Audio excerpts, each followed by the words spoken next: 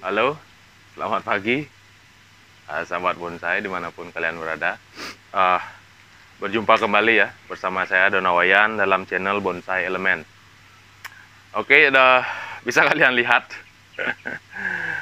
mungkin tidak asing lagi ya, bahan sancang dari seorang master favorit saya, Bapak Ranto Bonsai. Selamat pagi Pak. Mas Gilang juga. Sudah menjadi sebuah mungkin menjadi sebuah icon di mana kita melihat sebuah bonsai dengan perasan seperti ini atau dengan pelintiran seperti ini. Orang 99% menebak, oh itu karyanya Pak Ranto. Ya memang benar. Beliau adalah salah satu pejuang pejuang bonsai Indonesia yang bertujuan ingin mengangkat bahwa bonsai Indonesia itu adalah bonsai yang sudah mempunyai karakter, sudah mempunyai sebuah sebuah gambaran apa itu sebuah bonsai yang berasal dari negara Indonesia. Saya sangat salut dengan beliau, bagaimana perjuangan beliau ingin memajukan perbonsaian Indonesia di mata dunia. Jadi kita patut apresiasi. Ya, ini adalah bahan sancang Premna microphylla yang dibuat atau diprogram oleh Pak Ranto sendiri. Menurut beliau atau menurut Mas Gilang, menempuh waktu sekitar mungkin 5, 6, ataupun 7 tahun, bahkan mungkin ada yang 8 tahun. Jadi karena tergantung dari kesuburan pohon itu di lahan. Mulai dari bahan yang kecil, beliau tekuk sedemikian rupa, sesuai dengan imajinasinya, mengacu kembali ke pohon di alam, dengan gaya ekspresif, atau yang kita kenal dengan gaya ekspresionis. Dengan tujuan itulah beliau ingin membuat sebuah bonsai atau sebuah gambaran alam, pohon tua di alam, bagaimana pohon itu bertahan hidup dari terpaan angin, dari kekerasan alam itu sendiri, menciptakan sebuah form seni yang kita lihat dan kita tiru, kita tanam dalam sebuah wadah atau kontainer yang kita sebut dengan pot, yang kita beri nama bonsai. Akan tetapi saya ingin berbagi tips bagaimana menganalisa ke depannya bahan-bahan seperti ini dari Pak Ranto. Ada banyak cara, baik melakukan dengan sketch gambar, melakukan reposisi, baik juga dengan melakukan teknik-teknik yang lain.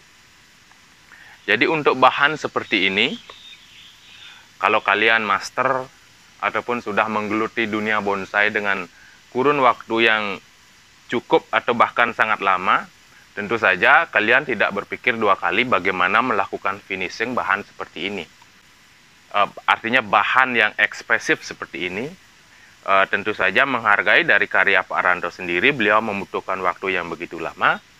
Alangkah baiknya jika kita menganalisa atau mempelajari karakter dari titik tumbuh dan juga gerakan ataupun alur dari batang pohon ini.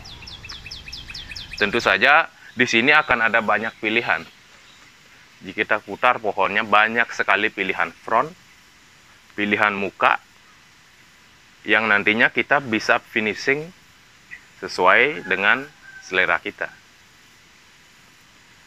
Pak Rando memberikan peluang yang begitu besar pada trainer ataupun kreator-kreator bonsai dalam melakukan sebuah finishing karya beliau. Nah, ini adalah pohon yang dikirim oleh Mas Gilang. Tentu saja Pak Ranto ataupun Mas Gilang yang meletakkan posisi pohon ini seperti ini. Saya hanya melakukan pembersihan dan kemudian melakukan pemilihan cabang ya, karena ini posisinya masih di los, ini belum bisa diwiring karena cabangnya ini masih muda sekali, belum start untuk melakukan pigmen kayunya. Jika mulai warnanya mencoklat seperti ini, inilah saatnya sanjang, artinya melakukan proses pigmen kayu. Dia mulai membuat kayu muda. Jadi kalau seperti ini sayang sekali ya, kalau sudah diwiring, karena takutnya nanti bisa macet dalam proses pengelosan. Ya, jadi seperti itu. Ada banyak sekali pilihan. Pak Ranto tentu saja memberikan peluang kepada siapa saja yang ingin finishing bahan beliau. Jadi bagaimana caranya? Saya akan menunjukkan sebuah cara bagaimana kita menganalisa karya-karya seperti ini atau bahan, mungkin dongkelan, yang seperti ini yang terkadang mempunyai banyak pilihan. Bagaimana kita bisa memaksimalkan di antara pilihan itu. Tentu saja kita harus memilih satu muka. Kita tidak bisa bermuka dua ya. Oke, caranya cukup sederhana. Selain dengan menggambar seperti itu, kadang pemula saya tidak mengerti bagaimana ini tempatnya, karena kita membuat sebuah sket, kita mengerti bagaimana ini sebuah tajuk, cabang pertama, cabang sekian, ke arah mahkota, ini back. Kita membuat sebuah sket yang sudah jadi, tentu saja mereka akan kebingungan. Jadi saya akan membagi sebuah tips bagaimana cara paling mudah menganalisa bahan seperti ini. Oke.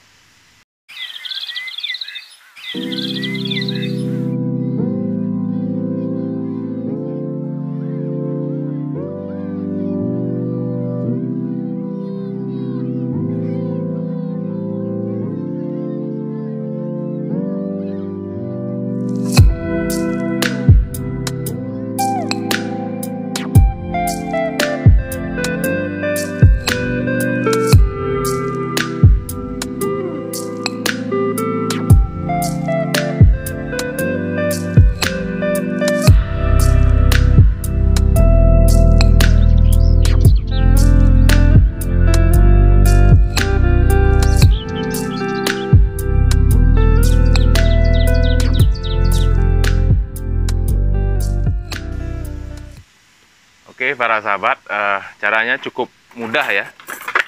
Kita hanya memerlukan beberapa batang kawat bekas.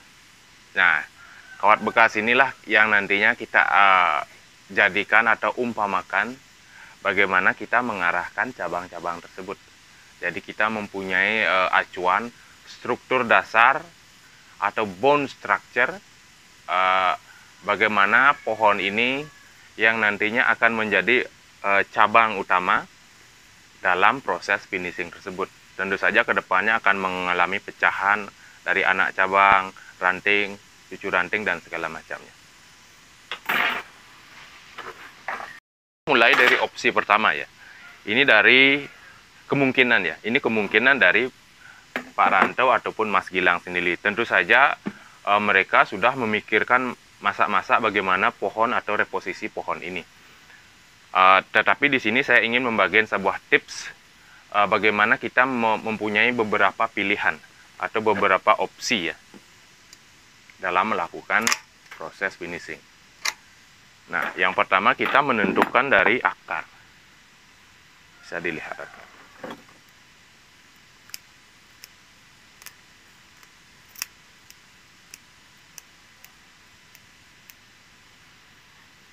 Jadi untuk akar atau titik tumbuh bisa dikatakan begitu. Titik tumbuh awal, bagaimana pohon ini start tumbuh. Jadi menurut saya, untuk gaya yang berbahan ekspresif, mengalami sedikit kendala pada di akar. Akan tetapi karena ini gayanya ekspresionis, tentu saja tidak terlalu membebani sebuah konsep bonsai nanti ke depannya. Jika kita lihat pohonnya condong ke sini, akan tetapi akarnya lebih condong ke sini.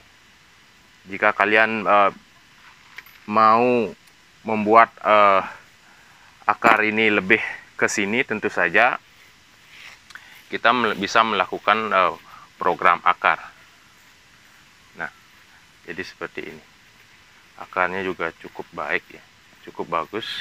Ada banyak cabang-cabang besar, akar-akar besar yang nantinya bisa kita expose dalam finishing potnya nanti untuk melakukan reposisi di pot atau pemilihan pot. Nah, jadi seperti ini. Jadi kita bisa lihat, jika bagaikan sebuah gerakan kanan kiri kanan kiri kanan kiri kanan kiri, dan kemudian condong ke kanan. Akan tetapi di sini ke belakang dan kembali ke depan. Di sini kalau kita lihat, ini adalah tampak flat. Bagaimana kalau kita melakukan hal seperti ini sedikit?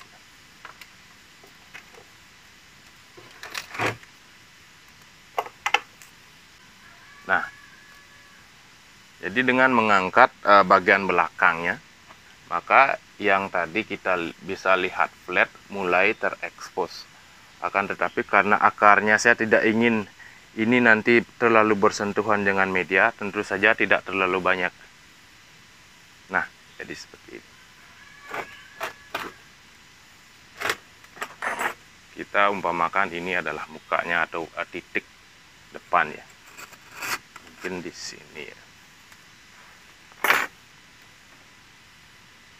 Nah.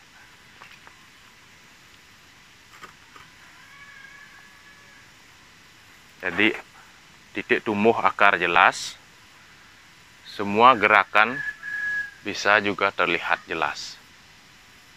Bahkan yang di belakang pun yang tadinya terkesan flat, mulai terlihatan ada tekukan ke belakang dan kemudian terpelintir ke depan kembali dan menuju ke arah cabang. Jadi hanya menggunakan ini ya teman-teman, sahabat bonsai, kita bisa melakukan analisa ya. Bisa dikatakan analisa bagaimana kita melakukan sebuah finishing nantinya dalam bonsai sancang ini.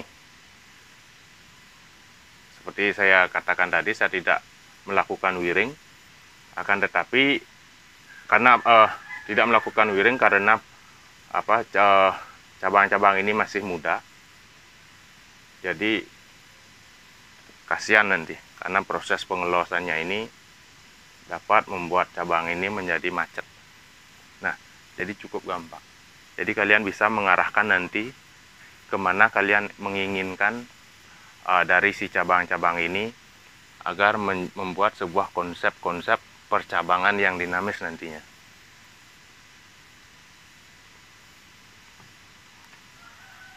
Nanti kita bisa menggunakan ini sebagai backnya ataupun melakukan tumbuhan baru ya.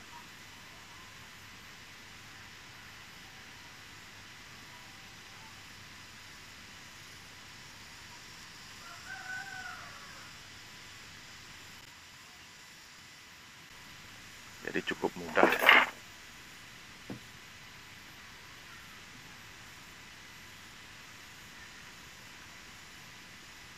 Dan juga membuat dari arah mahkota tentunya. Pemilihan sebagai tajuk mahkota. Tentu saja ini hanyalah sebuah analisa bagaimana pohon ini nantinya ke depan. Perubahan-perubahan akan terus terjadi seiring waktu kita mulai memproses atau melakukan pematangan dari pohon itu. Ini kita stop di sini ya. Kita umpamakan berakhirnya di sini.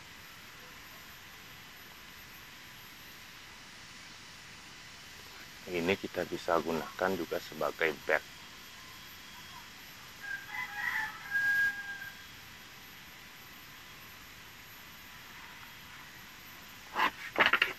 Kemudian yang ini mungkin saja kalian bisa buang atau kalian bisa gunakan, tetapi hanya pendek dan sebagai penyeimbang penyeimbang komposisi nantinya. Kita juga bisa pergunakan ini seperti ini.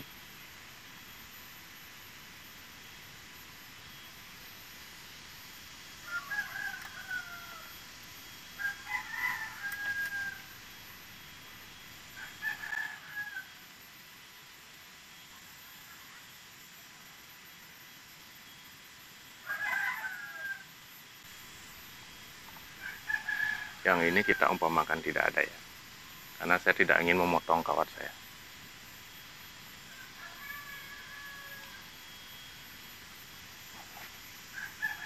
Nah, nanti di sini akan ada pecahan-pecahan lagi. Di sini juga akan ada pecah-pecahan lagi. Nah, jadi seperti ini adalah opsi pertama. Pohon ini akan mengalami proses finishing ya.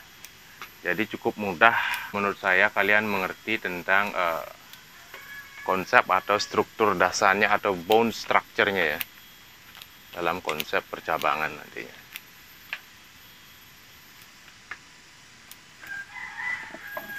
Ini juga kita bisa gunakan sebagai penyeimbang juga, akan tetapi kecil ataupun pendek. Ataupun kita juga bisa melakukan sebuah gerakan yang tidak umum, atau ingin menampilkan sebuah karakter yang lebih kuat. Ya, mungkin menampilkan karakter yang bisa dikatakan nyeleneh, tidak biasa, ataupun bagaimana. Tentu saja kita bisa melakukan opsi-opsi tersebut, agar pohon juga tidak terlalu kelihatan monoton dan tertebak atau ketebak gayanya gitu. Tentu saja kita bisa melakukan hal ini sebagai penyeimbang juga, dan juga memberikan sebuah karakter yang nyeleneh, ataupun karakter yang tidak umum di negara kita tentunya. Akan tetapi saya menyukai hal seperti itu, karena setiap individual mempunyai pola pikir atau cara pandang yang berbeda. Jadi ini cukup memberikan sebuah kekuatan titik tumbuh. Pohon ini condong ke kanan. Ini bisa buang, atau kita juga bisa pakai, terserah. Akan tetapi kembali keharmonisan gerak, dimensi itu yang paling penting. Seiring waktu kita akan menemukan jati diri pohon ini secara berkala ya.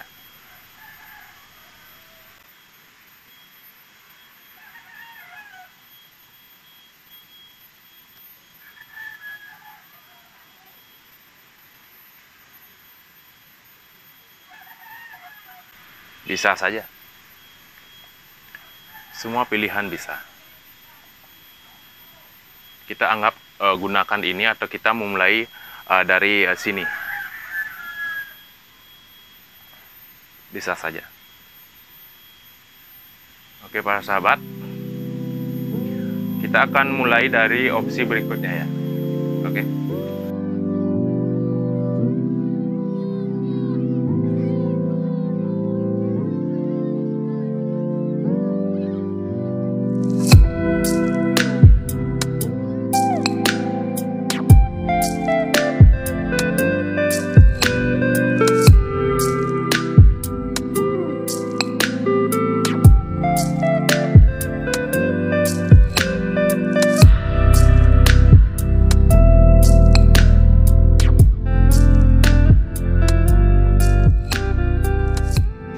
Oke sahabat, kita coba menganalisa dari front yang kedua ya. Oke. Tetap dari tampak sini, akan tetapi arah pohon akan saya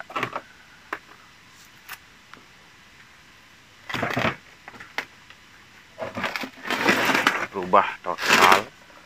Yang sebelumnya ada condong ke kanan, sekarang menjadi condong ke kiri. Ya, sekarang tetap dengan dengan front yang sama, akan tetapi kita rubah titik tumbuhnya ataupun gerak dari si pohon itu sendiri. Nah, jadi seperti ini. Akarnya lebih terekspos, sampai ke belakang. Ya, ini semua kelihatan nantinya, karena posisi pot akan seperti ini. Dan percabangan tadi yang di atas tetap kita lakukan hal yang sama seperti tadi.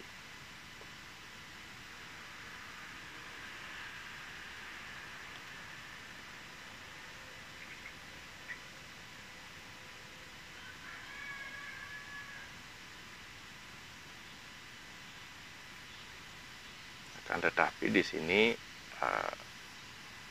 saya pikir akan lebih merendah daripada cabang pertamanya, sedikit merendah, akan memberikan sebuah tampilan yang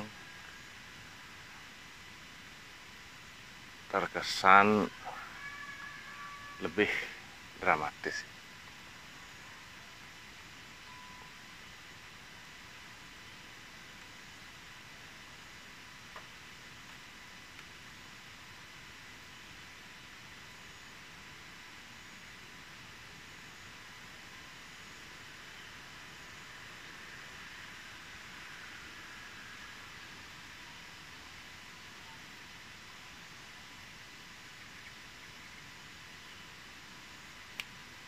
Jadi alangkah baiknya jika kita melakukan simulasi analisa dengan menggunakan teknik seperti ini. Kalau pohonnya atau cabangnya kita lilit langsung dan kemudian kita merubah segala macam, kemungkinan bisa patah ataupun stres. Jadi kalau kita menggunakan teknik-teknik seperti ini, jauh lebih aman dalam kesehatan si pohon.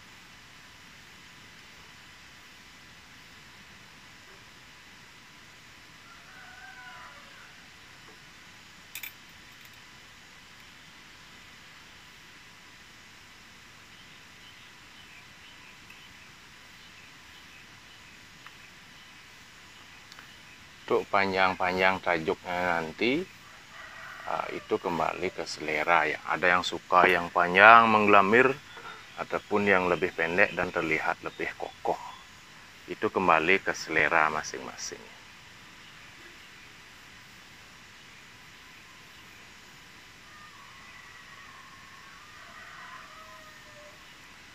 Akan tetapi setidaknya kita sudah mempunyai sebuah acuan atau gambaran bagaimana pohon ini nanti ke depannya ya.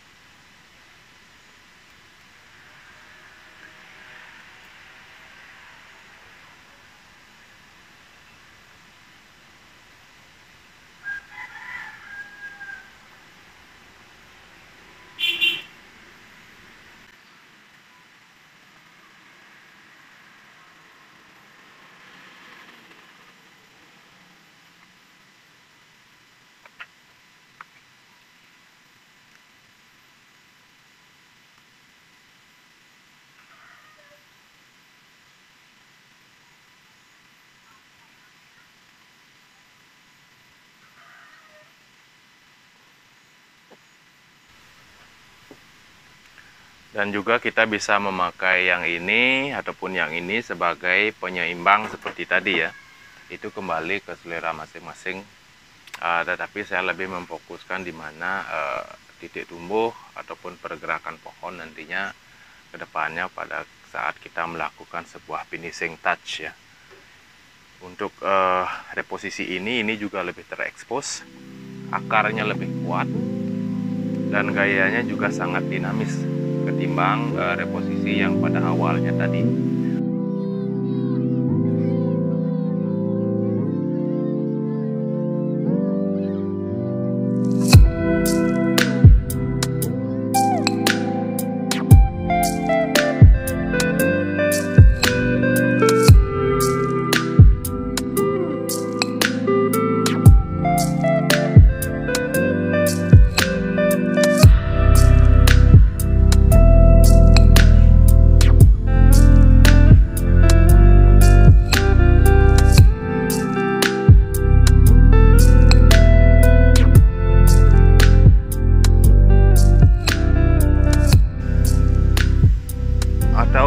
Pilihan yang ketiga, tetap di depannya ya kita pakai yang ini, akan tetapi kita merubah titik tumbuhnya daripada arah percabangan. Kita angkat lagi. Yang tadi arah percabangannya itu ke arah kanan, kita bisa rubah ke arah kiri. Jadi kita membuat as atau mahkotanya di sini. Kita pakai yang ini.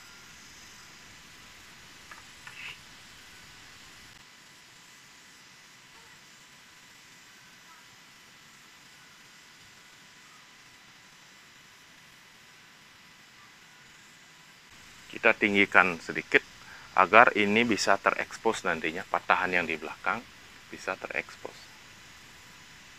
Nah, disinilah kita start membuat percabangan nantinya. Ini yang pendek, dan kemudian kita loss yang as, dan juga kita loss yang ini. Dan kemudian kita gunakan yang ini sebagai cabang pertama ya, atau cabang utamanya. Ini kita besarkan lagi agar mendapat sebuah struktur yang lebih kokoh.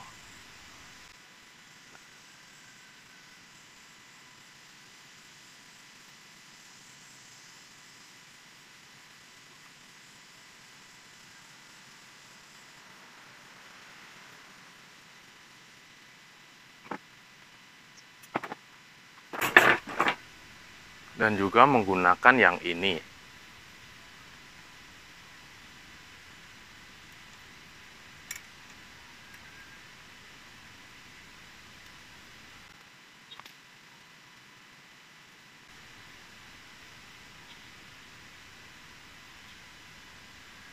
Dengan mengikuti gerakan daripada si mahkota.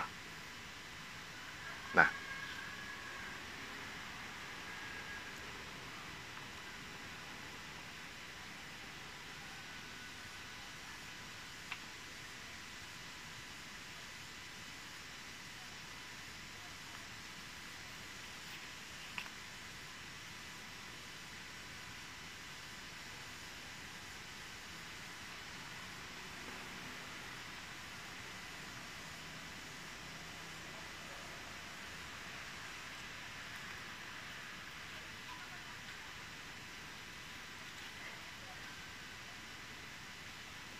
saya rasa kalian cukup bisa mengerti apa yang saya ingin jelaskan.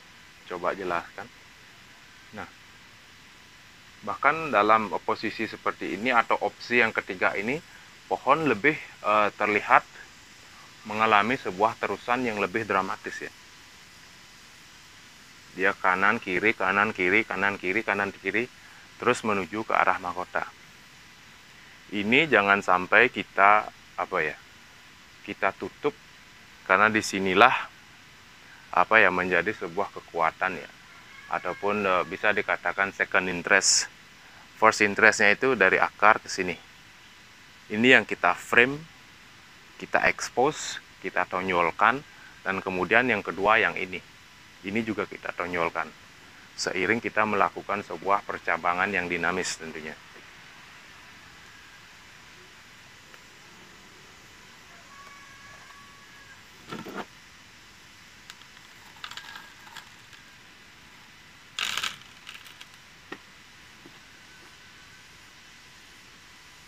Oke, para sahabat, demikian tadi ya, sedikit tips dan trik bagaimana mempermudah atau bagaimana kita membuat sebuah analisa bahan seperti ini, bahan yang cukup ekspresionis, cukup ekspresif.